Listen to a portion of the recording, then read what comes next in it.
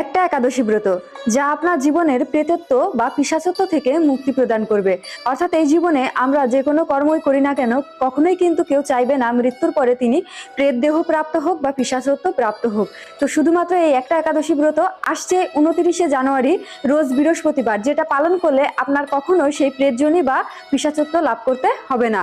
তো এখানে গরুর পুরাণ এবং ভবিষ্যৎতার পুরাণে বর্ণনা করা হয়েছে শুক্ল মাসের এই জয়া একাদশী বা ভৈমী একাদশী ব্রত, যা সর্বপাপ বিনাশিনী, সর্বশ্রেষ্ঠা, পবিত্রতা এবং সর্বকাম ও মুক্তি প্রদায়িনী। স্বর্গলোকে দেবরাজ ইন্দ্রের রাজ্যে বাস করতেন গন্ধর্বরা। সেই গান্ধর্বদের ভিতরে অন্যতম ছিলেন পুষ্পবন্তী এবং মাল্যবান। তারা দুজনে দুজনের প্রতি আকৃষ্ট হয়ে পড়েন একদিন ইন্দ্রদেবের রাজসভায় নৃত্য করতে করতে। আর সেটা দেখে যখন তাদের তাল এবং ছন্দ বেতালে চলে যায়, সে সময়ে ইন্দ্রদেব তাদেরকে অভিশপ্ত দেন তারা যেন পিশাচত্ব প্রাপ্ত হয়।